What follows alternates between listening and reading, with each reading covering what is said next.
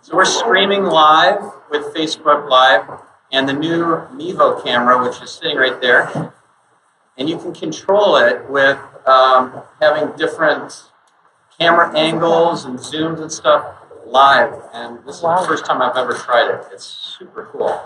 So like we can zoom in on the screen and zoom in on us, zoom in on you guys. Well, actually, no, it won't be able to. Pretty cool. So we'll see how it goes. Are we on yet? Oh, yay. All right, well, welcome. Well, thank you. Thank you all for being here. Okay, all right, so we're going to get started. This is SEO, Get Your Content Discovered in Search. My name is Lindsay Valdez. Start here. This is Stefan Spencer, next to me here. You want to introduce yourself? Sure. So I'm an SEO guy, and I'm also an author. These are my books. And guess what? I'm going to give some books away, so stick around to the end. This is Google Power Search, which is all about how to find anything in Google, like just as a user. Confidential business plans, even forced research reports. It costs thousands of dollars normally. You can find all that with some Power Search operators and tips and tricks. So that's a cool book. This is Social E-commerce.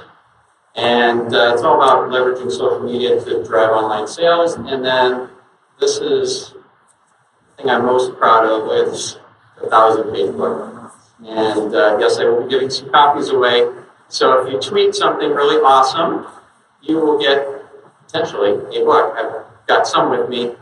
So yeah, there's more back here. So that's kind of the Bible on SEO, and it's in its 3rd edition. Published by O'Reilly. I will say that I've bought 2 books in my entire SEO career of 10 years, and not this edition here, but The Art of SEO was one of them, and it was excellent. So it was exciting. My name is Lindsay, and I'm the SEO manager at She Knows Media.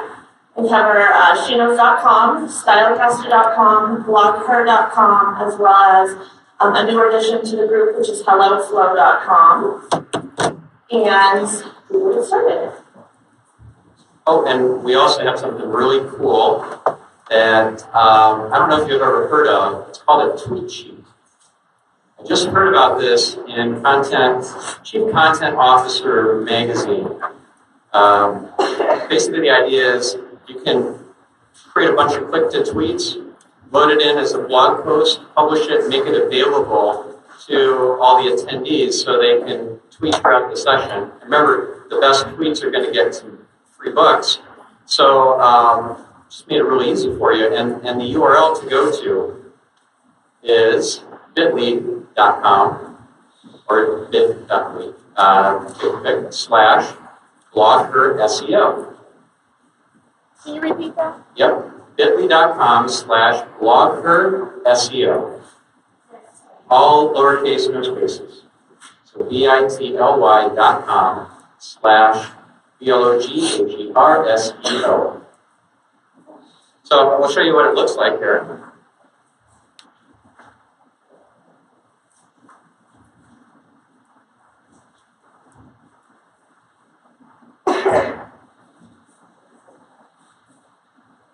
Has anyone heard of this before? Yeah? This idea of a tweet sheet? Awesome. So you have anyone else? Look at that. All these click-to-tweets. So basically, taking stuff from the PowerPoint deck, from the stuff that we're going to cover, and making it very soundbite-like and tweetable.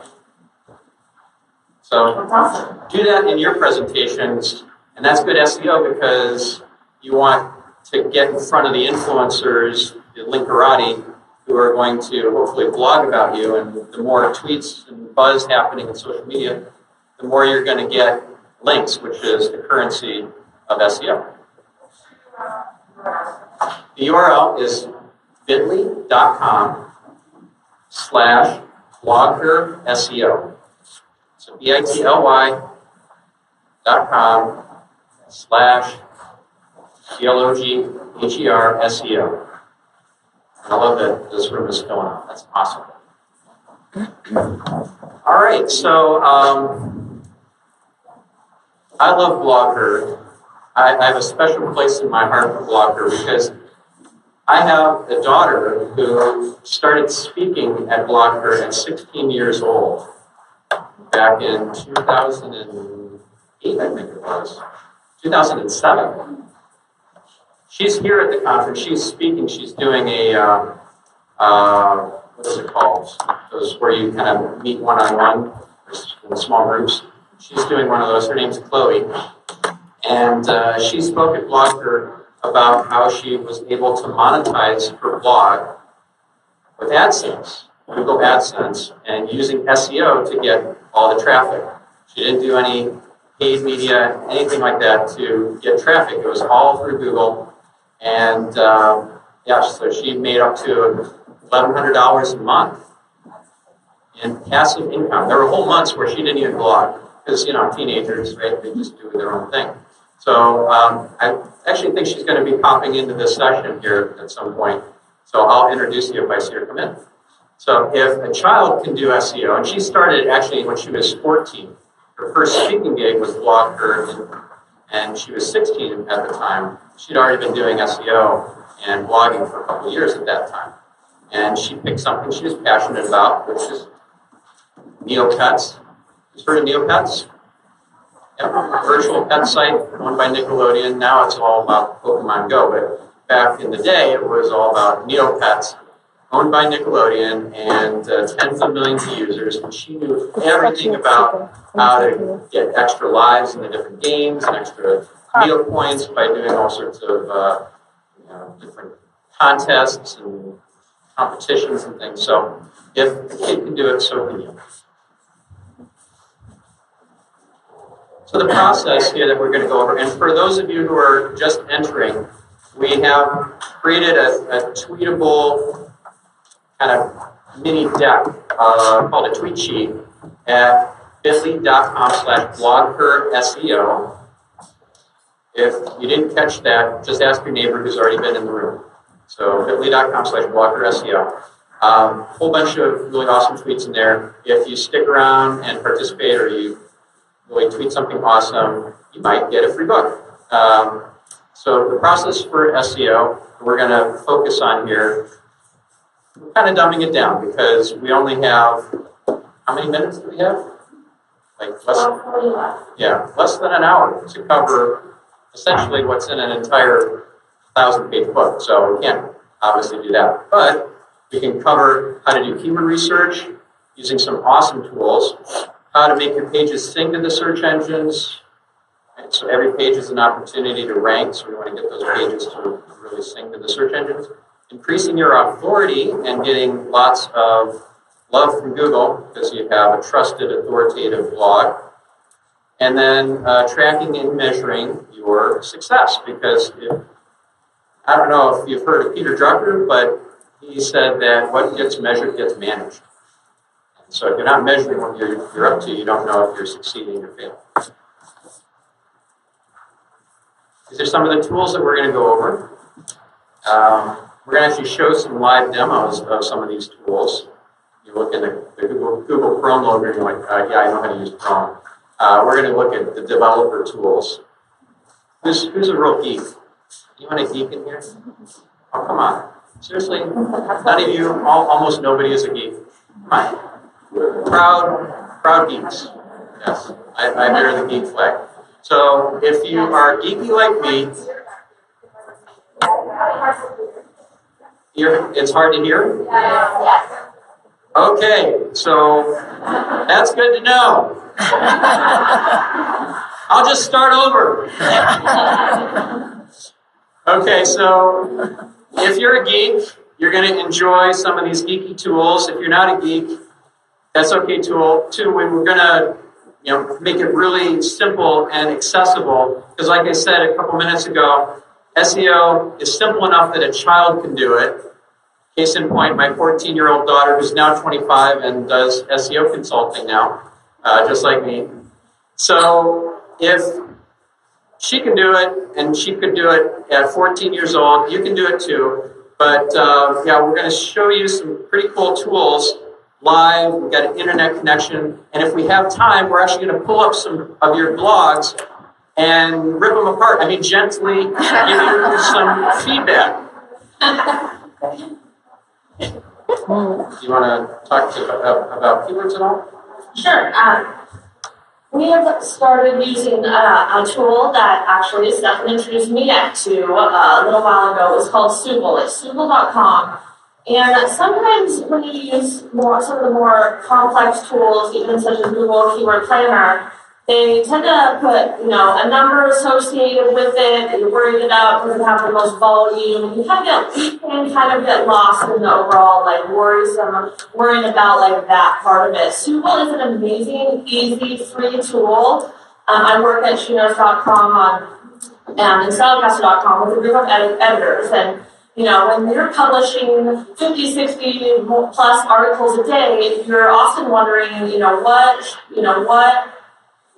what people are searching for and what new brainstorming ideas. And I think Suble is one of the better tools that I've seen come out lately, where you can type in, let's see if we have that here, right here.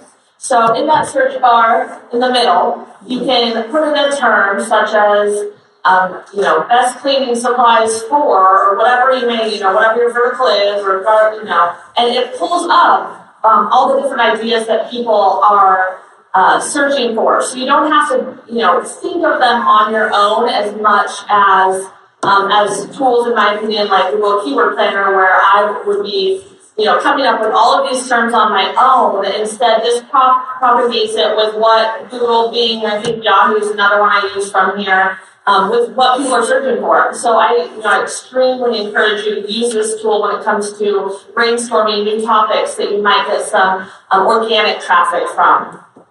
I'll go back one. Keyword research with Google Planner, Google AdWords Keyword Planner. Actually, do you guys want to see what Suble looks like live in the wild? Yeah.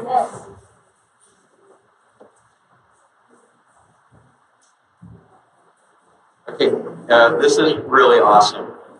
So let's do a little bit of kind of keyword brainstorming just off the cuff here. Let's say that you're blogging about baby furniture and baby supplies and stuff because you're an e-commerce site that sells baby stuff, right? So you start typing in the word baby, and you know how autocomplete works? In Google, you just start typing keystrokes and then it gives you suggestions. Well, notice it was auto-completing not just from Google, but Bing, Yahoo, YouTube, Answers.com, Wikipedia, YouTube, Amazon, all simultaneously. So as you type in the word baby, you'll see that baby names is a really popular keyword that shows up at the top of Google's suggestions, Yahoo's, Bing's. And you might think, well, I'm selling baby furniture like bassinets and cribs, but actually maybe baby names could be a really good keyword for me. I think laterally, think outside the box, and you might create a whole section of your site around baby names. Right? Not just a blog post about baby names, but a whole resource area about baby names, trying to rank eventually for baby names, but maybe initially for more torso terms, not the head term of baby names, because that's ultra competitive and ultra popular. So if you get on page one, it's going to be amazing. It's going to be like a flood of traffic for you. But if you go after, let's say, baby name meanings and overused baby names and cute baby names and baby names that'll get your kid beat up in the playground and that sort of stuff, these are the sorts of keywords that you could achieve rankings for, and then you work your way up to the top. So that's what my daughter did with her Neopets blog, with neopetsfanatic.com. She targeted Neopets cheat as a keyword, or no, Neopet cheats as a keyword. That was really easy to rank for. It wasn't super popular, with the goal of going after a more popular term of Neopets cheats, which of the various Neopets related keywords was really popular. And then eventually, like after speaking gigs at BlogHer and DMA08 and Y Pulse and different conferences, and she got written up in newspapers and so forth, she got a lot of links, and she was able to rank on the top half of page 1 in Google for Neopets, the head term. So think outside the box. What's your target audience going to be typing in, even if you're not selling the thing? Like you're selling baby furniture, not baby names, and you want to create a whole resource area, not just a single blog post about baby names, so that you can rank for that keyword. And what a great tool. And it's so intuitive to just use this thing and start typing in keywords. I love it. All right, this is Google Keyword Planner. This is one of the more popular ones. You may have heard of it. This tool right here, you actually have to type in the full term of what you're looking for. So when I'm asked, when an editor comes to me and says, what are the most popular food searches out there right now, you kind of have to think of it on your own. It's a great tool, and it's Google data, so it's even better from the largest search engine. That's great. But it is one of the ones you have to put it in, and then it gives you your monthly search average. So you can kind of get an idea of, which is more popular versus less popular, competition, high, low, and you can kind of gauge what terms you want to target from this tool as well. Yeah, so you guys want to see this tool in action? Yeah. All right.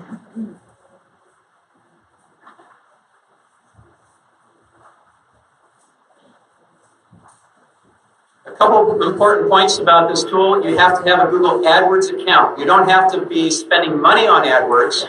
You just have to have an AdWords account in order to log in. And then in the keyword tab, not the ad ideas tab. So let's go ahead and find some keywords.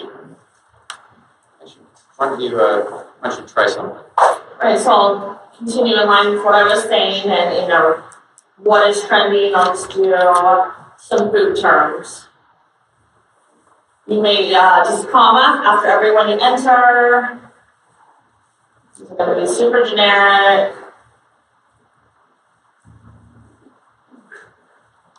And notice there's a targeting option, so you can choose United States or global. If all locations are set, it means global. So we'll leave it at that for now. But yeah, let's go ahead and hit them. Get ideas. As I said, make sure you're on the Keyword Ideas tab, which now is by default. And you'll see the keywords that you typed in first, and then some keyword suggestions underneath it. You guys know what that little icon is next to the number just to the left? You know that little graph icon? Yeah, you mouse over it, and it shows you the historical trend over the last 12 months. And you can mouse over any of those bars to see what the number is for that month. This is really helpful when you're looking around, the holiday season and what terms are, obviously certain terms are so seasonal that you're going to want to understand, what parts of the month or year have the most volume for that particular topic and target your content for those times. Very helpful tool. I use this every single day. And then those keyword ideas underneath, you can click on the column heading of average monthly searches, and then it puts the most popular keywords at the top of the list. And if you're not getting great suggestions, try some other keywords, because the keywords that you put in give Google the basis to come up with other ideas. So maybe try some other synonyms or different related industries and things like that.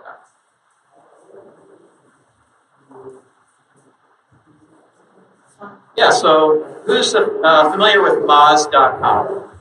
Awesome. Yeah, so Rand Fishkin, founder of Moz, formerly known as SEO Moz, was my co-author on the Art of SEO for the first 2 editions. Really super smart guy. And his title, I love it. It's Wizard of Moz. They just launched this tool this year called the Keyword Explorer. It's a really cool tool. It gives you some ideas about what keywords are good to target and which ones are not so good. So let's have a quick look at that.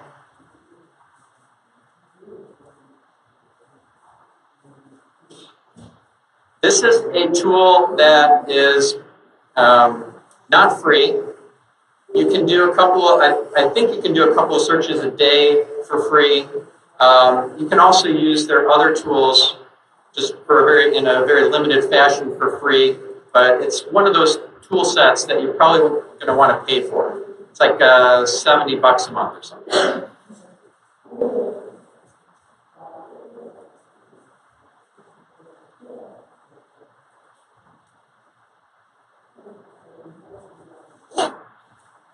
It's kind of hard to do this over not having a laptop in front of you.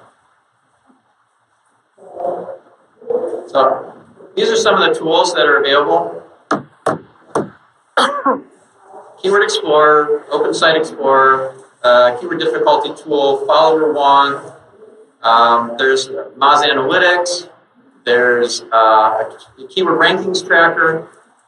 Open Site Explorer is also a really good tool. It's not the keyword, but it tracks your backlinks, and I believe also it gives you a limited amount for free, but it's very limited. Yeah. All right, so let's put in a keyword.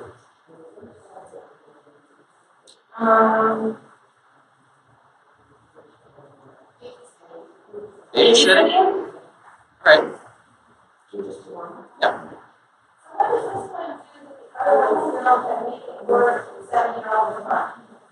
Right, so in aggregate, when you're looking at all the different tools, and let me repeat the question, what makes this a tool that you want to spend money on when you get these other tools for free?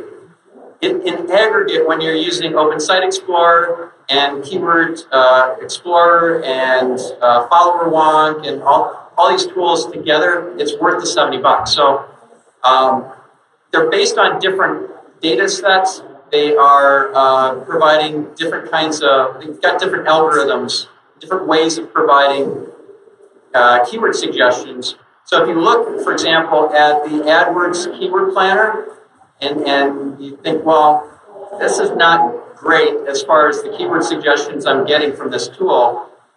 It gives you data on what Google searchers are doing, which is fantastic, and it's free, but the keyword suggestions are kind of This provides a different kind of set of keyword suggestions, gets you thinking outside the box in I think, a better way.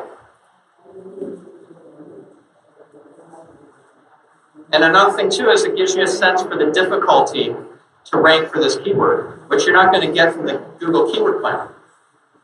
What I love about this tool is, going back to Google's free tool, is you really have to dig deeper and come up with the terms in your head and, add, 20 terms on your own to kind of get a good sense of what people are searching for. When you can add a simple, short-tail term like babysitting and get the true basis of what people within that realm are actually looking for, it kind of takes that off of yourself and having to think of yourself. You may be missing something.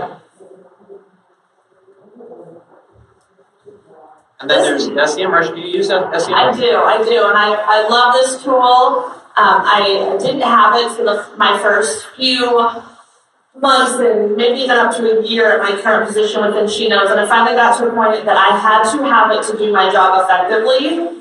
Just because one of the greatest things this tool does also is analyze a certain URL. So you can see up on the screen, it's BlogHer.com. And it kind of gives you all the insight and data around that specific URL. You'd obviously put your own site in there, and you'd see what keywords you're ranking for. So you really understand where you are within the industry, within the space, and I love this tool. Yep. So this is one of several tools that give you competitive intelligence on what your competitors are ranking for and getting traffic on. It's really amazing. It's almost like you're hacking into their Google Analytics. Not really, because it's based on scraped Google results and millions of scraped search results from Google, and then figuring out, just kind of estimating what the search volume is, or based on search volume and their position in the search results, what the likely amount of traffic that they're getting. It's so cool. So you get ideas for keywords by looking at your competition. And Search Metrics is another tool that does the same thing. All right, so when you're looking at your actual page, so you build your website, you're looking at a page, be it a more static page within your site or a blog post, there's different elements that go into making this page valuable to the search engines. And if you think about it, you want one page to sort of all tie together for the most important relevant keywords in terms that that Google you feel will find it useful and your site authoritative for to actually get the Google ranking. So we have here relevance versus importance. This is really figuring out what your site's actually about and what keywords to go with that. Title tags is a very important one of the heavier weighted SEO elements on the page. Your body copy, I'm sure you've heard it, content is king, you say it again. Unless you have valuable, strong content that users love, you're going to have a real hard time getting at the top of Google. That is, as it's evolved over the years, that is what they are looking for is quality content. Meta descriptions. This, as it's noted here, is not actually a ranking signal anymore. It was at one point. We took it out. I still every day stress that it's an important factor because it's the bit of text that shows on the actual Google search results pages, and it's your chance to write in 150 to 200 characters why your page should get that click through. So you really want to target those pages not only to include the keyword and what people are searching for, but also to really enhance the user. Why they should click on your page, among all the other pages. So it's your little chance to kind of make that copy good. And so let me jump in here and say that every page of your site is an opportunity to rank. So if you have a blog with only, let's say, 500 blog posts on it, which is a lot, right? That's only 500 opportunities to rank. And oversimplifying, but think of these as like virtual salespeople. You have 500 virtual salespeople in Google trying to bring in new visitors, new customers. But if you had a 5,000 page website, that's 5,000 virtual salespeople. That's a much more powerful kind of position to be in, assuming you have a lot of authority. So this idea of relevance versus importance is really important. You can be super relevant, the most relevant blog post out there, and nobody links to your blog, and so you just don't rank because you're not important in the eyes of Google. So you have to get great links. It's not a numbers game. It's about having links that convey authority and trust and are from important sites, important, trusted, authoritative sites. So assuming you have that, have more pages, have each page sync to the search engines for whatever keywords you're targeting, and make each page unique so that if you're trying to rank for babysitting, don't put babysitting in the title tag of every page of your site. That's just spammy and it's not adding value and it's not going to work.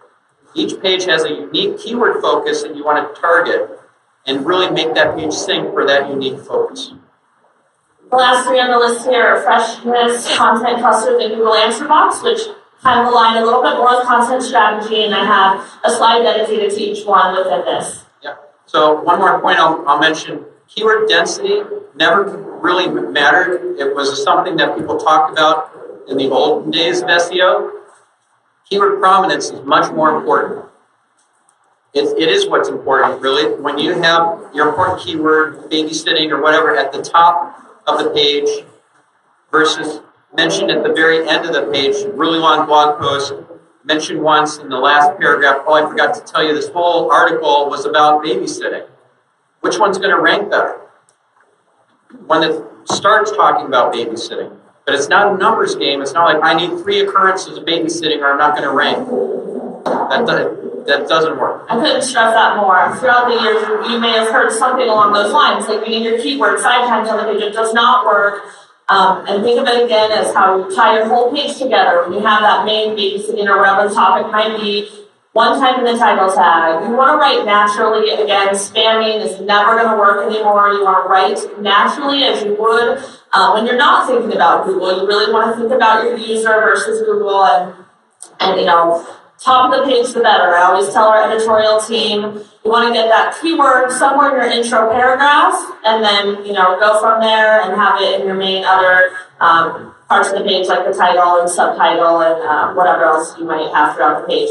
One thing, so we're going to get into a little bit of search to content strategies. So you kind of, you may have heard that term. I think it's gotten bigger in the last few years, the actual content strategy. I believe it is a part of SEO, as again, you're trying to get quality content.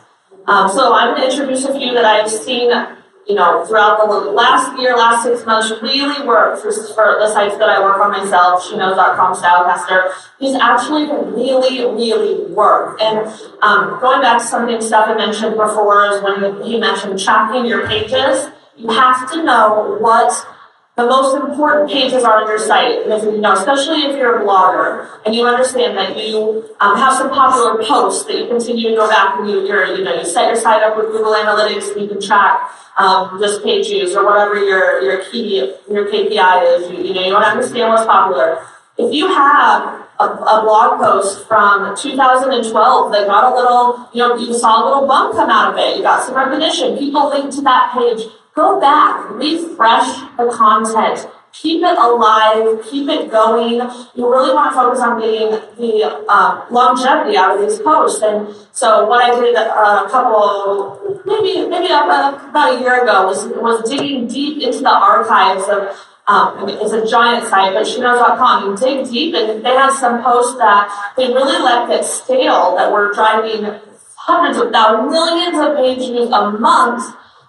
For terms like baby names or sex positions, you have a wide variety of content on the site that they just let kind of die off. Google wants to provide, you've got to think of Google as its own business. They want to provide the best results to you, a user coming to search for something. They don't want to put something from 2012 at the top of the search results. So refresh those pages, update that date, and let them know that you're really maintaining that. Avoid updating the date without updating the content. That's another way to game the system. It's not going to work. They're going to find out. They can crawl the page and understand what you did actually change. So make sure you refresh it. Add sentences, delete sentences, add images, things like that. And just monitor your traffic. For myself again, once I see one of our top main traffic drivers starting to decrease, I send it straight to editorial and say, let's update this page. So that whole page, I just had someone tell me the post that drives down today. They said, don't change the content because that whole effect. I think that's how people are going to behave. That's not true. Of course, you want to keep it relevant to what the page is about. So if you have a tool, for example, like we introduced SEMrush, you know what you're ranking for. You've got to stay on topic, keep relevant. But otherwise, I would disagree with that. I think if you can, again, absolutely keep the relevance, the structure of that page, why people like it, keep all those things there. You've got to understand the value. But, when you pull, say something happens in the news or something's more trendy, and you want to incorporate that into the page to give it new life, I think it's proven for me to give value to Google for that. Yeah, and yeah.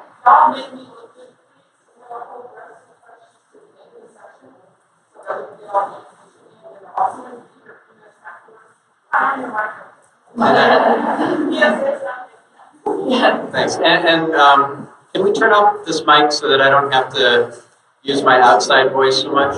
It's starting to. Yeah, increase the volume, please.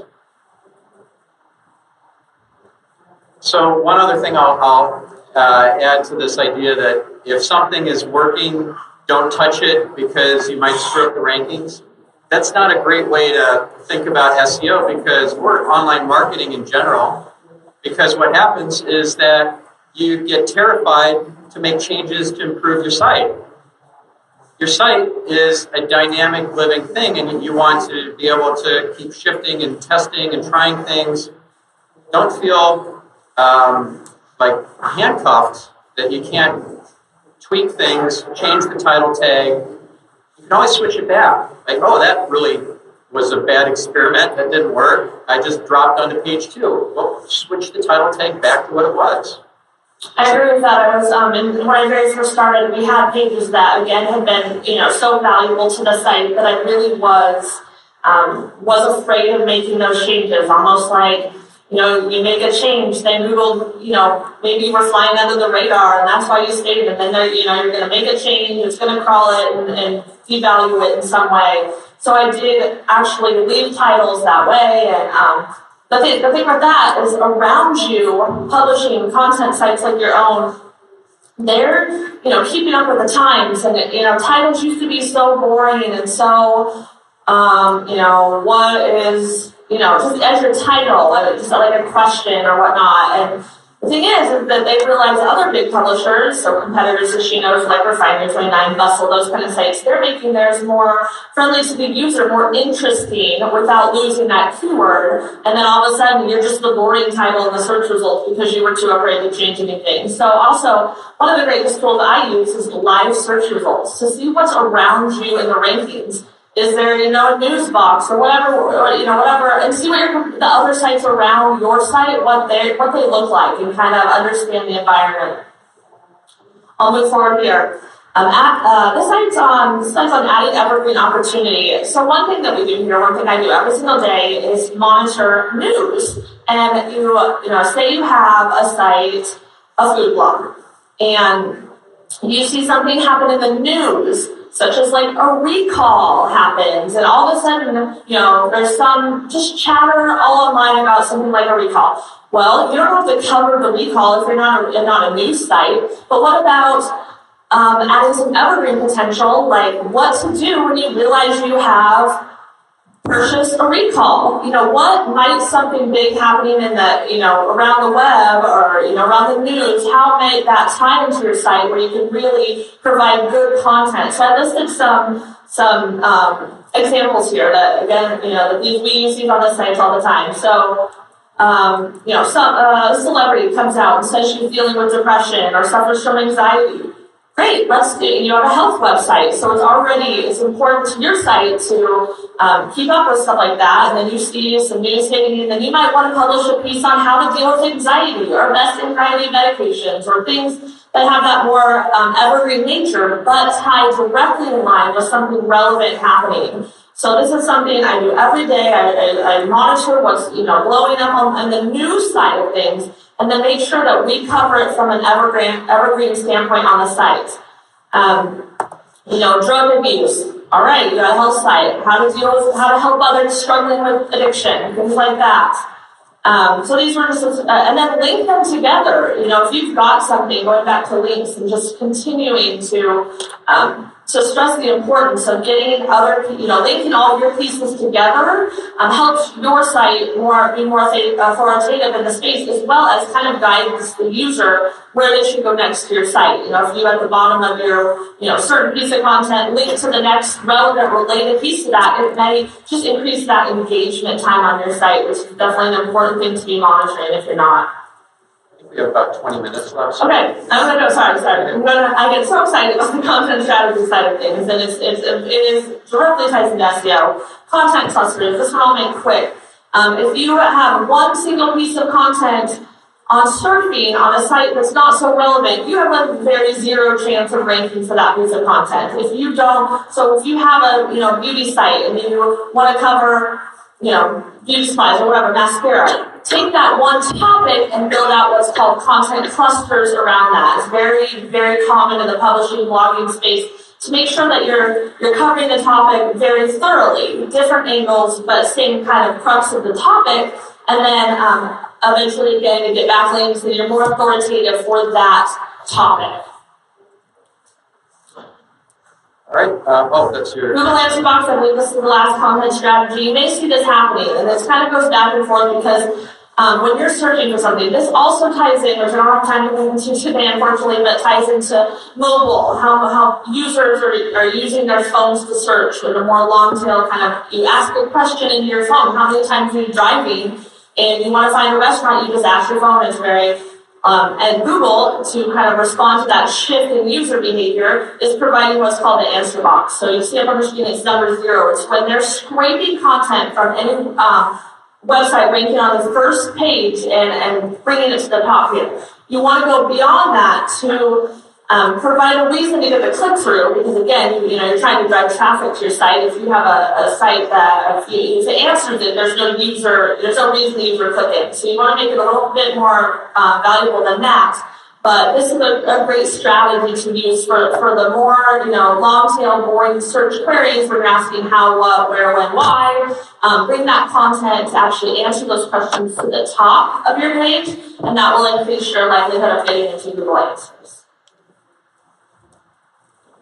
All right, so can you guys hear me? Yeah. Okay, good. All right, I'm going to practically have this down my throat here because I don't know why this one's much softer. Okay, so hopefully it'll be fine. So you want to increase your authority, and without any authority, as I said, you're not going to rank, even though you have the most relevant, awesome content. So creating an authoritative, trusted blog or website is critical. And it's not about having reciprocal links with your buddies on, in different Facebook groups or whatever, and folks that you hang out with, that you play golf with or whatever. Because Google understands that those are not links earned by merit. When you create something that has link worthiness, Google can understand the difference between that and something that you just kind of did this deal with a bunch of other bloggers. Like, you're going to link to their stuff, they're going to link to yours, they're going to comment on your post, you're going to comment on theirs. And Google understands that that's not really conveying trust. One thing that happens these days, and it's really unfortunate, it's called negative SEO, where sites will get penalized by Google by having really bad links, and you didn't even work to build those bad links by going to an offshore company and spending $100 to buy 1,000 links or whatever. Somebody bought those for you, a competitor, and not your traditional competitors that you normally think of, but sites that want to outrank you in Google. Anybody that is in the search results is a competitor. So the keywords that they care about, you care about too. They're going to want to outrank you, and they might play dirty. So the way that you check to see if this has happened is you use a tool called Link Detox, which is from Link Research Tools. Great tool, and it's a must. Just check the toxicity of your inbound links. Another point I'll mention too is when you're creating content, you need to have a hook. You need to have something that is going to make your content remarkable. And I'm using Seth Godin's definition of remarkable, worth remarking about. If it's not remarkable, then it's just good information, and there's a lot of good information on the internet that doesn't deserve a lot of links. You have to really stand above all the other noise and create something remarkable. So a few ideas here, like if you create something, so one of my past clients, Zappos, they set a Guinness World Record. Most simultaneous high fives. You create, so that's remarkable, it's worth remarking about. But then you got to follow on with other campaigns that leverage that so that you keep the thing alive. Because once the record has been set, flash in the pan, it's all gone. And that can be fine to get some links that stay. People aren't going to go and delete the link after that record has been set. Like, oh yeah, it's been 2 weeks since that record's been set. I'm going to remove the link now from my post. No, but you want to leverage that with more remarkable content. So use that as a something you can piggyback on. So for example, you could create a viral video about hand gestures in general, what they mean, what the connotations are in different foreign countries. Like some hand gestures are not nice. Like that's a really cool thing to do in the U.S., but not in some countries. This is not a nice thing. Or like V for victory, or a thumbs up, like, up yours. And if you're not careful about these hand gestures, so that you create a viral video. These are the hand gestures. Here's what they mean in different countries. And it's surprising. And then they could video people's reactions. Like, hey, good job! And then you get some really nasty looks, right? So that could be a fun viral video. They could create an infographic about hand gestures. They could create an infographic about Guinness World Records that have been set by corporations. They could do all sorts of things that would piggyback on the original concept and keep that thing alive. Let's see. So know your numbers, your metrics for link authority, and they vary by tool. So Majestic will give you citation flow and trust flow. By the way, if you are looking for help from an SEO, a great thing to do is to ask them some trick questions. So I would interview potential in-house SEOs for my clients. They do the first interview, I do the second, or I participate on the second interview, and I just slip in trick questions in the interview. So I'd ask an innocuous question like, well, what are some of your favorite SEO tools? And let's say they mentioned Majestic. Like, oh, Majestic, I like that tool. Or they called it Majestic SEO, which was the old name of it. And I'm like, okay, cool. What's the metric in that tool that, that important metric that you want to pay attention to? And they're like, oh, yeah, that's EC rank. And yeah, that metric was deprecated several years ago. So this is one of their favorite SEO tools that they mentioned first, and they haven't even kept up with the times to know that that main metric was removed 2 years ago. So obviously I didn't get the job. And I didn't let on that, oh yeah, you already failed the interview. But citation flow, which is their approximation of page rank, and trust flow, their approximation of trust rank. Really important metrics to know how you stack up with your domain versus competitors. And then you can also use this tool for competitive intelligence and keyword or link research to see what people are linking to on a competitor's site. Maybe you could do something similar, get links from some of those same sources. We mentioned Open Site Explorer does a similar thing. Majestic tends to be a bit fresher, but this is a great tool as well. Ahrefs, another great tool for link research. And each of these, as I said, have different metrics. So you have Open Site Explorer has Moz Rank, Moz Trust, and Page Authority and Domain Authority. And link research tools, another great tool set. It's like over a dozen tools in that suite, including Link Detox, which I mentioned. And then finally, track and measure. And I know we need to leave time for questions and maybe even pull up a few sites.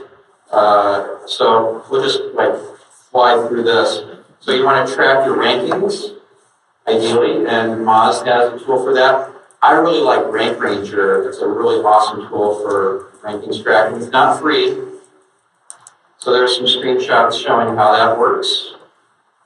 What it tracks, it even tracks YouTube rankings. YouTube search rankings. YouTube is the #2 search engine. More search queries happen on YouTube than on Bing or on Yahoo. So this is a tool that tracks your search rankings in YouTube as well. And Authority Labs, another alternative for tracking your rankings.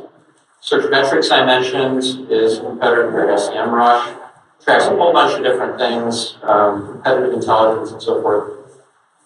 Screaming Frog, which will spider your site, show you all your title tags, all the redirects, and 404 errors, all that sort of stuff, meta descriptions. And then Google Search Console. Who has Google Search Console set up? Okay, you should all be raising your hands. Very important one here. It's free, and it gives you insight that you can't get anywhere else. The Search Analytics report tells you what keywords you're getting Google traffic on. Shows you the impressions when people saw your search listing, but they didn't click necessarily, and then the clicks that happen. I promised to geek out a little bit. There's a really awesome feature inside of Chrome called Developer Tools. Anyone ever tried that? Okay, so let's have a quick look. Oh, we're down to 10 minutes. Okay, maybe we won't do a quick look. Yeah. Okay. The bit.ly link for the tweet sheet is bit.ly.com/BlogHer SEO. And also, you guys have been so attentive. I promised some books. You know what? Everybody's going to get a book. Not a physical book, but an electronic copy. I got the okay from O'Reilly to do this.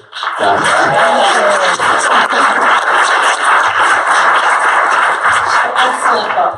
Yeah, it's a $50 retail bag. So thank you, O'Reilly. It's so what you're going to do, the easiest way is just email my assistant, and her email is admin@stephanspencer.com. So admin, ADMIN, at Stephan Spencer, yes, I'll spell that, STEPHAN, SPENCER.com. So let's see if I have it. Subject line doesn't matter. The email address? How many of you have a virtual assistant? You all should be raising your hands. You all should be raising your hands. I just wrote a HuffPo article about how to find and maximize, most leverage a rock star VA, virtual assistant.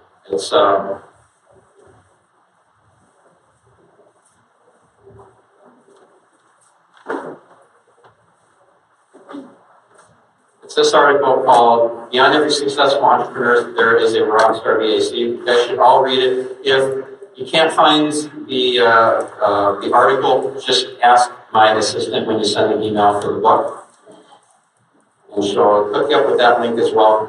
By the way, I'm hiring for VAs if you want to work for me. Yeah. So these are a couple other tools, and we'll give you the PowerPoint deck as well. Or is that already posted somewhere? That might be on the BlogHer SlideShare. It may have been uploaded in the, on the app or the site. So who has questions? Okay. I'm going to start on the wall right here. And I'm telling you now, I can't let go of the mic. I'm not being rude. I don't want to be yelled at.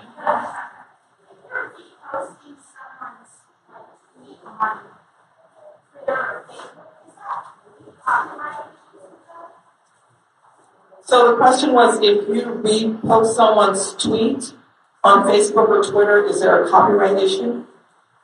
Well, I'm not a lawyer, and I don't play one on TV either, so I can't really give you definitive legal advice here. In fact, this is not legal advice. A tweet, I would guess, is fair use, but consult your lawyer. Are you crediting the original, if you're retweeting or crediting somebody else? I think that's fine. See, what happens that people think they're outsmarting Google is they'll try and incorporate like a Twitter stream relevant to their keyword, and then Google knows that that's content from somewhere else. So they'll pull a Wikipedia article, and they'll pull a Twitter search. Yeah, so I know that happens all the time, that people are reusing other people's tweets everywhere. I would be surprised that you would get in trouble for that, but again, I'm not a lawyer, so. Next question. You mentioned malicious people buying links that could be harming your SEO and search engines. What if you analyze and you find that to happen? How do you go about cleaning that up? Yeah, that's a painful thing. I've had clients who I helped them out of a penguin penalty or a manual action from unnatural links, and it's not fun. You essentially have to reach out to all the webmasters of those toxic sites that are linking to you. So you first identify which links are toxic using something like Link Detox. They'll triage your links into toxic, suspicious, and innocuous. Suspicious links you have to